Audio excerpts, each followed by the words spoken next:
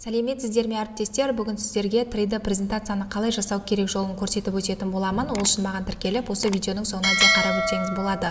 Ең алдымен браузерге барып Emaze деп жазамыз. Мінекей бір сайтқа кіреміз. Осы сайттың сілтемесін осы видеоның астына описание бөліміне қалдырып өтетін боламын. Сол жерге кіріп, тіркеліп, осы сайтты сабақтарыңызда қолдансаңыздар болады. Бұл сайтқа өзіңіздің Google аккаунтыңызбен немесе почтаңызбен тіркеліп алуға болады. Тіркелу өте оңай. Енді 3D презентацияны жасау үшін Presentation деген бөлімге барамыз. Біздерде қараңыздар 3D презентация жасауға арналған өте керемет көптеген шаблондар ашылады. Осы жерден таңдау арқылы өзгерістер енгізіп қолдансаңыздар болады сабақтарыңызға. Бұл жерде платный және бесплатный түрлері бар. Жоғары жақта санаттар деген жерде тақырыпшылар бар. Осы тақырыпшыларға арналған әртүрлі жаңағы 3D презентацияның түрлері бар. Өздеріңіз кіріп, қарап, таңдап жасап алсаңыздар болады. Енді қазір мен сіздерге қалай өзгерістер енгізіп қолдануға болатынын көрсететін боламын. Ол үшін бесплатный түрін таңдаймыз. Бір кез келген шаблонды өңдеу деген кнопканы басамыз. Үстіне барып басқаннан кейін қазір бізде автоматты түрде өзгерістер енгізетін шаблонның түрлері ашылады. Мінекей мына жерде Virtual School деп тұр.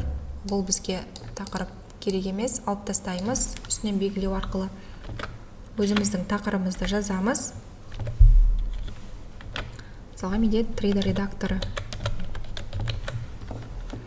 Енді осы жазған сөзімізді үлкейтіп кішірейтуге, сонымен қатар жоғары жақта құрал саймандардың көмегімен цветін өзгертуге, қарпын өзгертуге болады, өзгерістер енгізуге болады. Енді мына жерде сурет керек емес болатын болса, үстіне басу арқылы Delete-ті басамыз, кетіріп тастаймыз. Image деген бөлімге барып, өзіңіздің компьютеріңізде дайын тұрған суретті жүктеп алып келсеңіз болады. 3D редактор деген бар, Открыть-ті басамын. Автомат түрде осылай келеді. Егер астындағы сөздер керек емес болатын болса, үстінен басу арқылы алып тастасаңыз болады. Енді осы суретті кез келген жерге және үлкейтіп кішірейтіп қоюға болады. Келесі екінші бетті қосу үшін Add деген кнопка бар. Жоғары жағында соны басамыз. Басқаннан кейін кез келген шаблонды таңдап аламыз екінші бетке. Мына жерде Today's деп тұр. Осыны алып тастаймыз. Енді мен бұл жерге сабақтың мақсаты деп қояйын. Өзіңіздің қалауыңыз бойынша өзгертіп алсаңыздар болады. Енді бұл жазған сөздің де жаңағы қарпын, түсін барлығын өзгертуге болады. Жоғары жақта құрал саймандардың көмегімен. Енді ары қарай өздеріңіз жазып алсаңыздар болады. Келесі Add деген кнопканы басамыз. Содан кейін осы жерде бірнеше шаблон түрлері бар. Кез келген бір шаблонды таңдаймыз. Мінекей. Мына жерге текстті басу арқылы текст жазсаңыз болады. Сонымен қатар мына суреттерді кетіріп тастап, өзіңіздің Image деген бөлімде компьютеріңізде сақталып тұрған кез келген суреттерді алып келуге болады. Келесі Add деген кнопканы басамыз. Келесі 3-ші бет, 4-ші бетті қосамыз.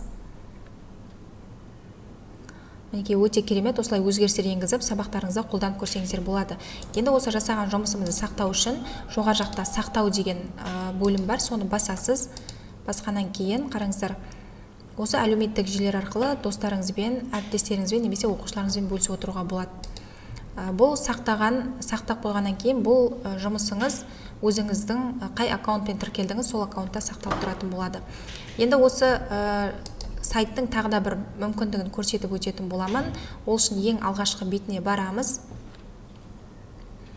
Барғаннан кейін жоғары жағында қараңыздар, PDF, PPT импорттау деген кнопка бар. Сол кнопканы басу арқылы өзіңіздің компьютеріңізде алдын ала дайындалған слайдыңызды, яғни PowerPoint бағдарламасында жасалған слайдыңызды осы жерге көшіріп алып келу арқылы, міне Открыть-ті басамыз.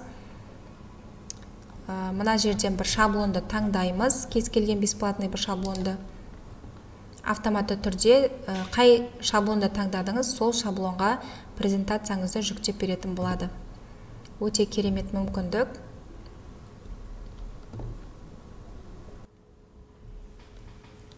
Мінекей біздің слайдымыз дайын болды. Жалғастыру деген кнопканы басамыз. Басқаннан кейін бізде қазір ашылатын болады. Мінекей қараңыздар, менің жаңағы дайын тұрған слайдымды 3D презентацияға автоматты түрде осылай айналдырып берді. Енді қарау үшін жоғары жақта көру деген кнопка бар, соны басамыз. Бұл сайт негізі ақылы түрде. Сіздерге ең басында бірнеше үлгіні қолдану үшін тегін ұсынатын болады. Қараңыздар, бізде өте керемет 3D үлгідегі слайдымыз дайын болды. Сабақтарыңызда міндетті түрде қолданып көріңіздер. Осы ұсынған видео ұнаса лайк басып пікір қалдырыңыздар.